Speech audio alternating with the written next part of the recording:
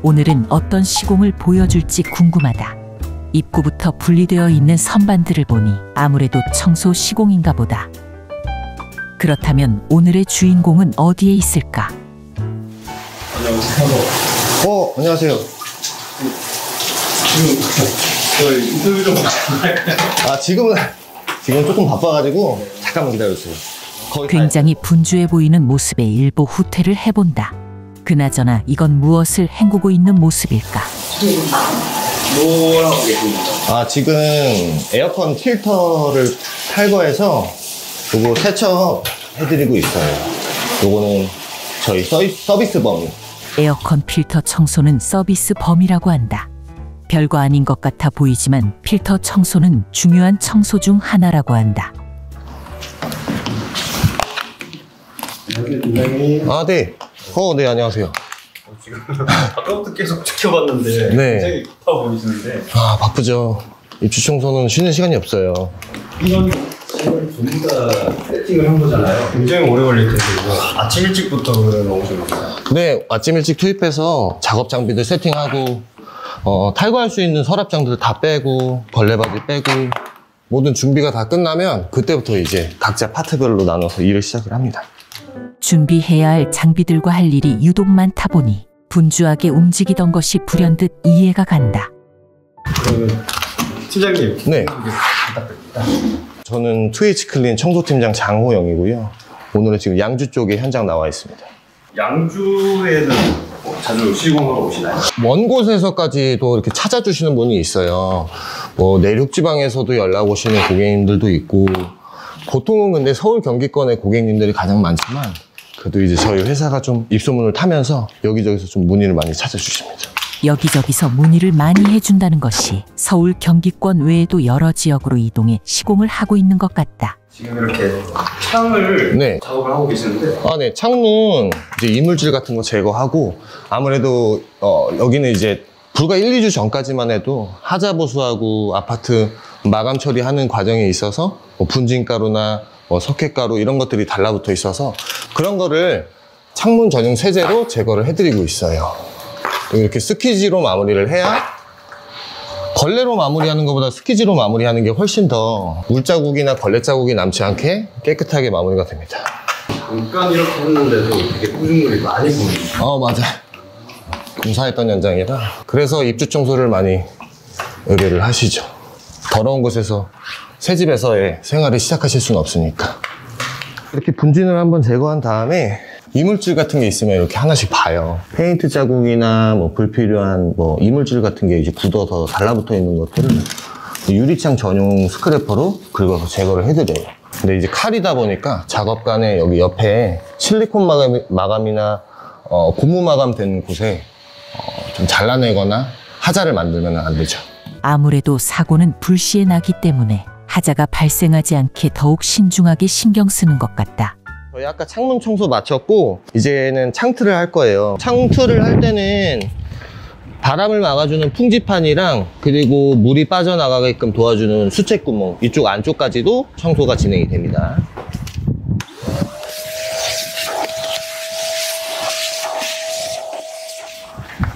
지금 바르는 거는 뭐 별다른 약품은 아니고요. 중성세제와 혼합한 거예요. 흔히 이제 많은 분들이 알고 계시는 퐁퐁, 그거를 이제 발라서 뽀독뽀독하게 청소해드리고 있어요. 수채구멍도 일단 1차적으로는 붓으로 하고 남아있는 먼지는 물총을 좀 쏴서 하고 있어요.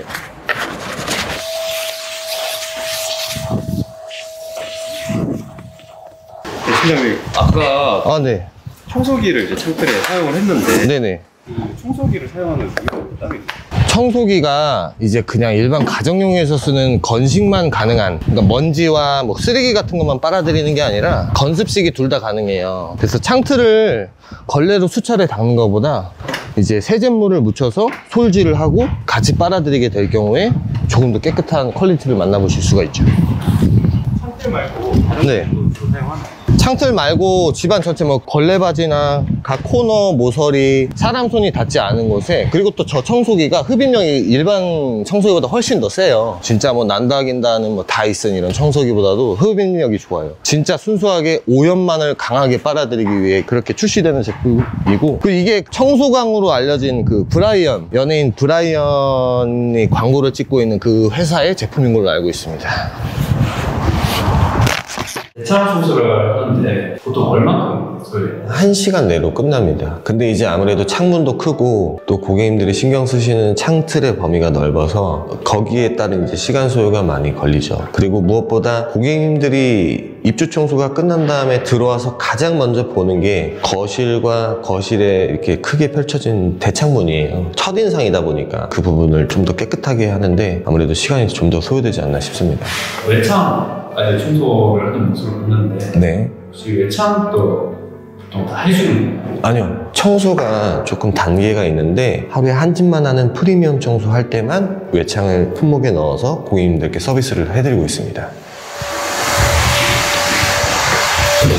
지금은 어디로 이용하세요? 지금은 이제 작은 방 붙박이장 청소할 거고요.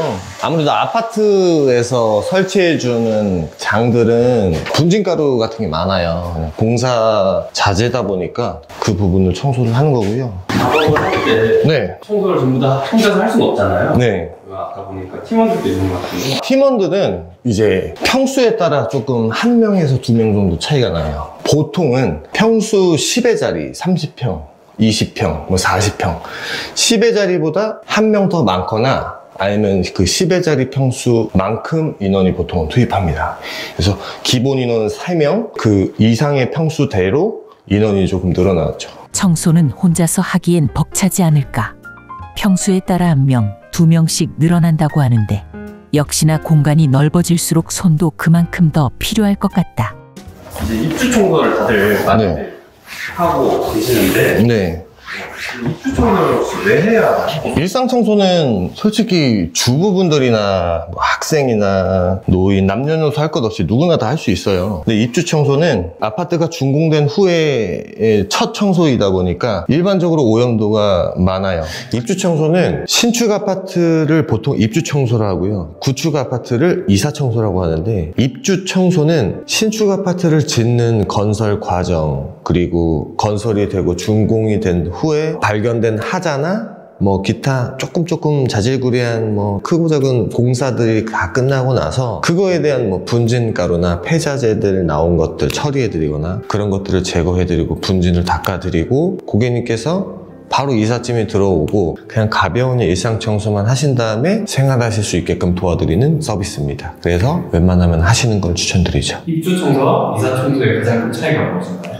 입주 청소는 새 아파트 본연의 상태에서 공사 분진 제거나 바닥에 떨어져 있는 조그만한 뭐 오염 같은 것들, 하자를 일으키지 않는 선에서 제거해드리는 작업이고, 이사 청소는 그 전에 여러 사람들이 살았던 집의 오염물, 특히나 유기 오염물이 많아요. 이제 사람 몸에서 나온 유분때, 그 사람이 썼던 바디워시, 샴푸, 치약 등 계면활성제로 인한 백화현상 나는 것들, 그리고 사람이 이제 요리를 해먹게 되면은 후드, 필터 같은 곳에 이제 남아있는 뭐 유분때 같은 것들, 그런 순수 오염들을 제거하는 게 주 목적이 이사 청소고, 입주 청소는 새 아파트 공사 분진 제거가 주 목적입니다. 시공자 입장에서 네. 입주 청소에 대해 가장 중요하게 생각하는 것이 입주 청소뿐만 아니라 이사 청소도 마찬가지고, 상가 청소도 마찬가지고, 뭐 유리창 청소, 어닝 청소, 판넬 청소 할 것 없이 아무리 좋은 장비, 아무리 좋은 약품을 사용한다 해도 저는 가장 중요한 게 그 현장을 맡은 팀장의 공정 과정이라고 생각해요. 본인이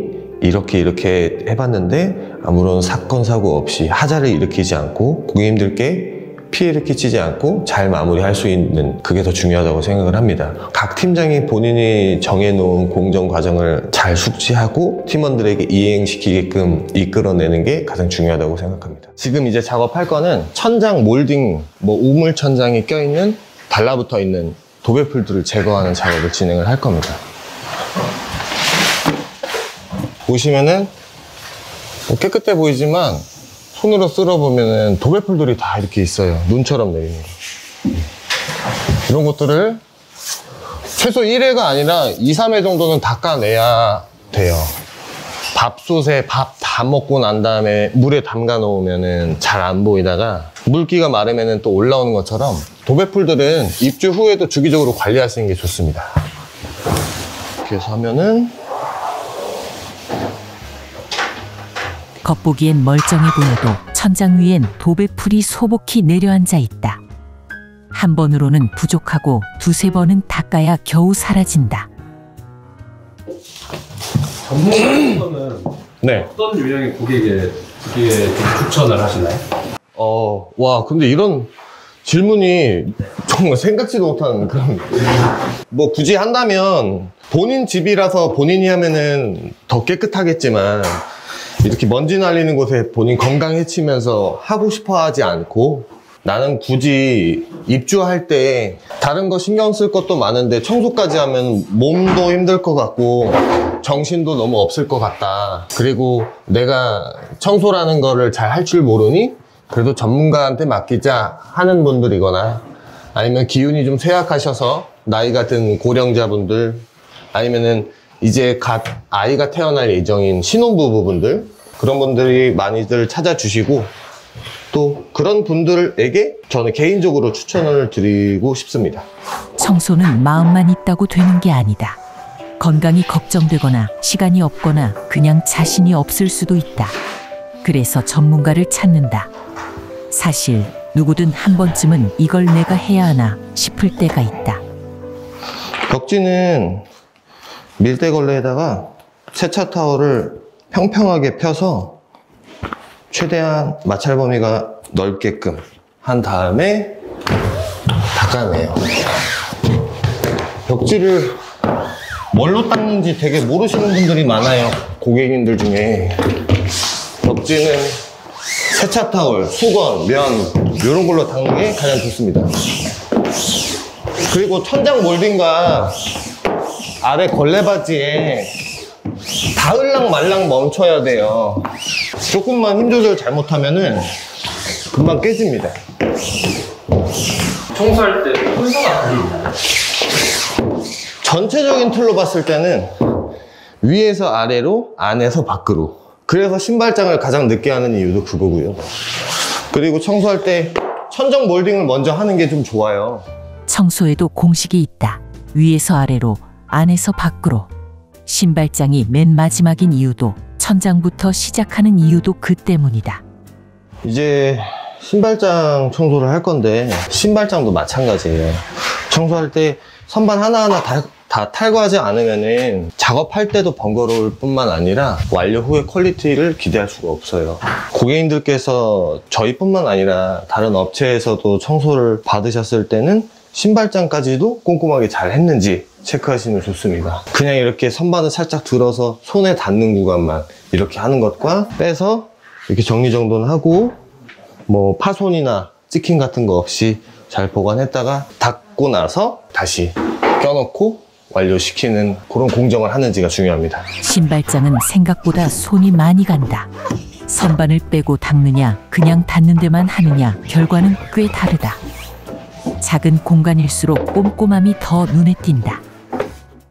안방, 작은 방 붙박이장, 주방의 서랍장도 마찬가지로 편백나무수 정유가 들어있는 피톤치드 원액을 가구 안에다가 직접적으로 서비스를 해드리는 게 있어요. 그럼 이제 새 가구 냄새, 그 텁텁한 그 안 좋은 냄새도 좀 잡아주고 최대한 노력을 해드리고 있습니다.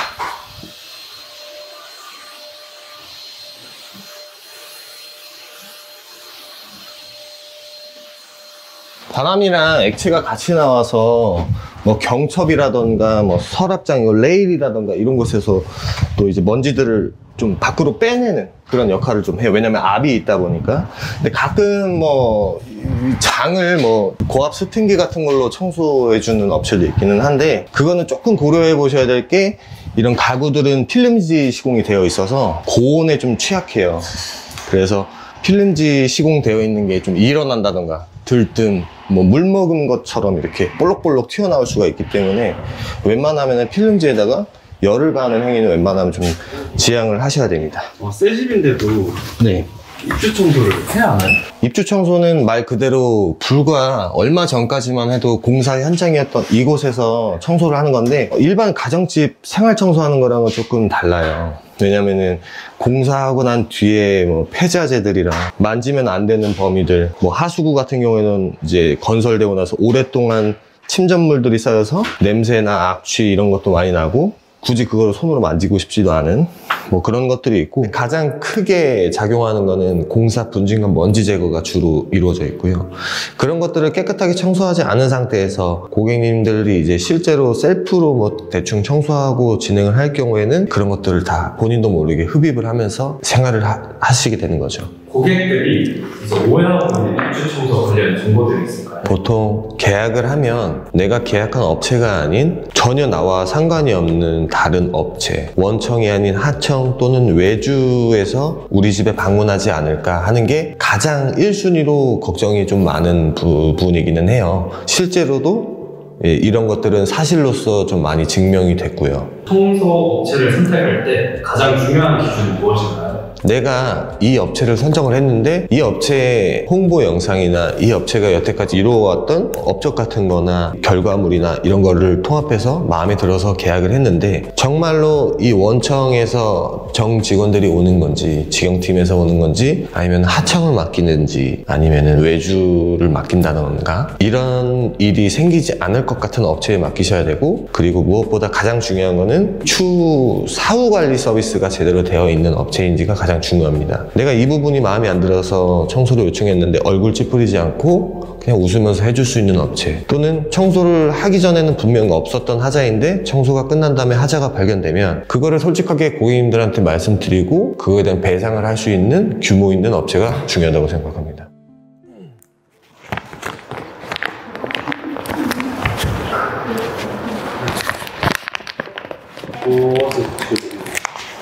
이거 저희 회사 트위치클린 하자 찾은 것들 스티커 붙여드리는 거고요. 위치가 어디인지 고객님들께 이제 전송드리는 거예요. 저희 직원들이 작업하면서 발견한 하자들을 저한테 보고해주면은 저희가 찾아서 고객님들께 전송드립니다. 여기랑 무심한 듯 붙인 스티커. 그만큼 집을 꼼꼼히 살폈다는 증거다. 작업 중 발견한 하자를 고객의 편의를 위해 표시해 둔다. 이것도 저희가 하자를 전문적으로 찾아주는 업체는 아니지만 그래도 저희는 이쪽 현장에서 많이 경험이 있어서 이 정도면은 고객님 하자 보수 처리를 받으셔야겠다 싶은 것들을 스티커를 붙여드리고 있어요. 저희가 그래도 조금 더 이쪽에서는 눈이 좀 더 밝으니까 최대한 도움을 드리고 있습니다. 입주 청소를 고민하고 계신 분들에게 해주고 싶은 말입니다. 솔직히 말씀드리면 청소 좋아하고 도구 잘 쓸 줄 알고 하시면은 직접 하셔도 솔직히 상관은 없는데, 일을 안 하고 사는 사람은 없잖아요. 다들 직장 생활 하시고 자영업을 하실 텐데 직장 생활에 피해가 갈 정도로 체력 소모가 커요. 그리고 내 집이라서 정말 소중하게 이렇게 작업하다 보면은 하루 만에 끝나진 않습니다. 그래서 전문가한테 맡겨서 오전에 청소 또는 하루 만에 청소를 끝낸 다음에 그 다음에 본인이 자기 집에다가 무언가를 하고 싶은 시간을 조금 더 줄 수가 있는 거예요. 그래서 청소가 웬만하면은 셀프보다는 업체를 선정하셔서 잘 알아보시고 전문가에게 맡기시는 것을 추천드립니다. 일단 오늘 청소 마치고 저희 직원들과 제가 발견한 하자에 대해서 하자 스티커도 붙여드렸고 고객님께 이제 실시간으로 또 전송도 드렸어요. 이제 모든 과정들이 마무리가 됐고 저희는 이제 다시 한 번 더 창문이 닫혀 있는지 확인하고 일괄 소등하고 퇴실을 하면 이제 일정은 마무리가 되고요. 작업 결과물이 좀 괜찮게 잘 나와서 다행이고 고객님도 만족하셨으면 좋겠습니다. 하루를 다 써서 남을 위한 공간을 채웠다. 그 시간 속에 담긴 건 수고일까, 소소한 행복일까? 이제 그들도 퇴근을 하고 내일 있을 새로운 시작의 공간을 위해 나아간다.